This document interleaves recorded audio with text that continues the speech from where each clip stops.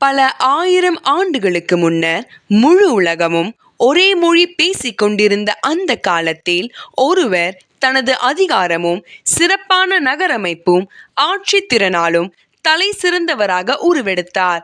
அவர் பெயர்தான் நிம்ரோத். அவர் ஒரு பேராற்றல் மிக்க வேட்டையாளர், வலிமையின் அடையாளம். முழு உலகில் முதலாக மனித அதிகாரத்தின் மேடையில் நின்றவர். பழைய ஆவணங்களில் அவர் மிக சிறந்தவர் என்றும் முன்னோடி என்றும் அழைக்கப்பட்டார்.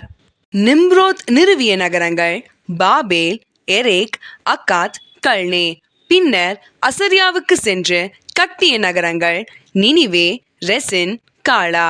இந்த நகரங்கள் சுமார் 2000 முதல் 2300 BC வரை வளர்ந்தன.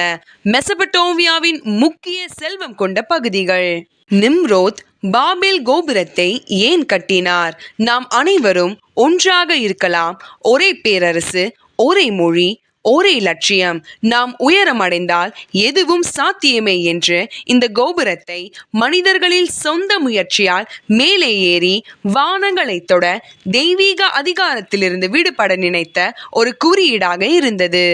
ஆனால் அந்த முயற்சி நீடிக்கவில்லை. ஏன்? ஒருவருக்கு கீழ்ப்படிதல் இல்லாத உலகம், தங்கள் திறமைகளை தாங்களே பெரிதுபடுத்தும் எண்ணம், அது ஒரு நிமிஷத்தில் திசை திருப்பப்பட்டது. அந்த கட்டுமானம் முறிந்தது, மொழிகள் குழம்பின, மனிதர்கள் பரவினர். அவர்கள் முயற்சி கடவுளை நினையாமல் தங்கள் பெயரை உயர்த்தும் நோக்கத்துடன் இருந்தது. அதனால் கடவுள் அந்த கட்டுமான முயற்சியை தகர்த்தார். அவர்களது மொழிகள் குழப்பமடைந்தன, ஒருவருக்கொருவர் புரியாத நிலை ஏற்பட்டது. இதனால் அவர்கள் வெவ்வேறு திசைகளில் பரவி சென்றனர். இதுவே பல மொழிகள் தோன்றிய இடமாக கருதப்படுகிறது.